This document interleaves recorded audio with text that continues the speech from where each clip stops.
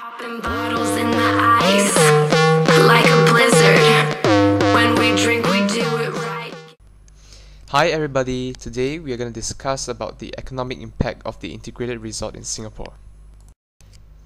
And so, this is what we will be going through.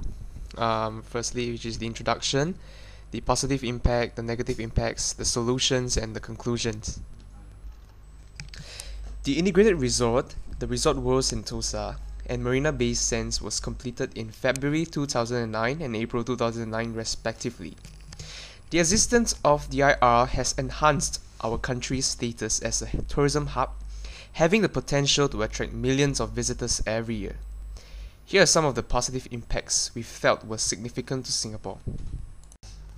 So we come to our first positive impact, which is the creation of jobs to raise the employment level in Singapore. According to our research, the IR is able to introduce about 45,000 new jobs into the economy. Firstly, there will be jobs available for and from the construction and development companies, which provide services such as road diversions, reclamation work, and site formation. Upon completion, the IR would then boost our labour market through retail, food and beverages, services, and entertainment sectors. For example, we can see that the IR is able to provide a job for this person. He can now work as a mascot there. However, in actual fact, jobs are created for this whole group of people, as they are being employed for advertising purposes for the IR.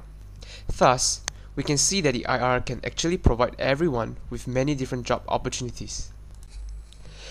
Linking this to our economic concepts, with more jobs available from the IR, in the different sectors mentioned earlier, we can see that the Singapore's full employment level increases. Thus, we can see a rightward shift in our aggregate supply from AS0 to AS1. Assuming aggregate demand stays constant, our real national income level increases from Y0 to Y1. Economically, this means that our country would be earning more. Hence, having more jobs would equate to raise Singapore's real national income, assuming ceteris paribus. The next positive impact the IR brings to Singapore would be the increasing our AD through the various ways, mainly through tourism. The primary objective of the IR is to bring in more tourists, and it seems to have paid off. This reflected through information from the Singapore Tourism Board, a 17.3% rise in the number of tourists coming into Singapore just a month after the opening of the Resort World Sentosa. More amazingly, also according to the Singapore Tourism Board, our hotel room occupancy rose from 14% to 87.1% in the same month. Tourism would bring about an increase in both consumption and investment level. Tourism receipts are expected to increase by 30 billion Sing dollars by 2015. Foreign direct investment would also surge with the introduction of the two IRs, such as retail and restaurant sectors. Each casino is also assumed to contribute a value-added sum of 2.7 billion Sing dollars to Singapore's GDP by 2015. This surge in the number of tourists ensured that the Singapore's economy would grow despite the recent recession in 2008. In terms of microeconomic aspect, we have assumed the highlight of the IR, the casino, to be price inelastic, as it is a luxury good. Therefore, the casino should increase its price to increase its revenue. As you can see, there is a less than proportionate decrease in quantity demanded from Q0 to Q1 when prices increase from P0 to P1. Thus, even with higher prices, the casino would still be earning more than before, without fear of losing its customers. The first negative aspect would be the fear that the jobs available would not be given to the locals, but instead to the foreigners. This problem arose due to the fact that with the influx of foreign workers, companies are choosing these workers due to low wage demands to achieve a cheaper labour cost. With the aim of maximizing profits, it is no wonder that Singaporeans are losing out in this battle. The rapid rise in the AD, as mentioned earlier, due to the rise in consumption and investment level, causes a rise in GPL leading to inflation.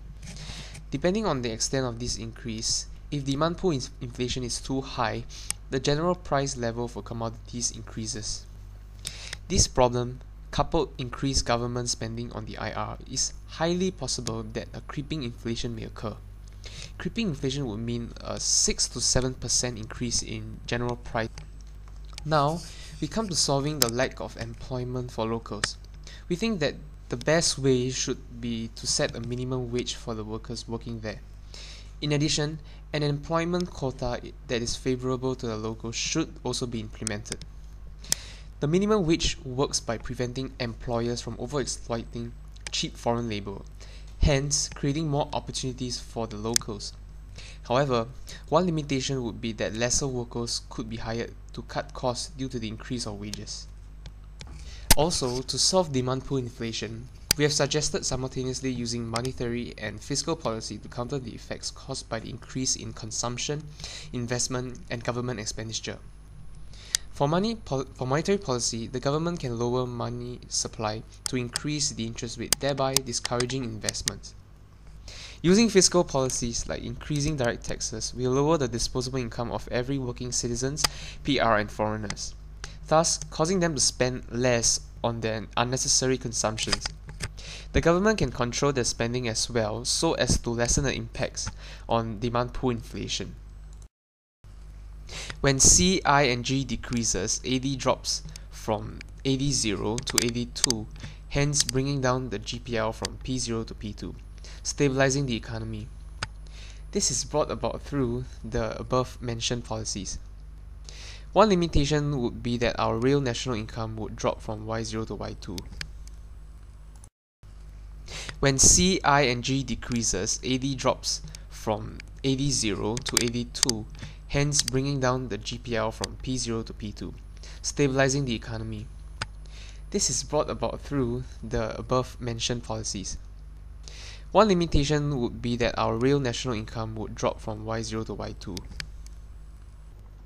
Through this project, we have learned how we can relate and apply economics to the real world. In this case, into the local context, our very own integrated resort. Having learned concepts and theories in lectures, we could not really grasp how these theories actually affected Singapore's economy. Working together, we found out how our economic knowledge can be used to help us understand more about the real-world situations. The IR was a perfect topic for us as it was a recent event that we felt was more relevant. It's a novel issue for everyone, so it would be easier for us to link what we learn in school to the subject and engage others.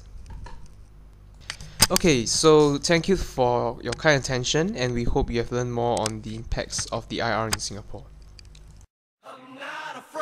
Yeah. It's been a ride. I guess I had to go to that place to get to this one. Now some of you might still be in that place.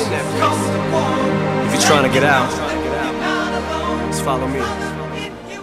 I'll get you.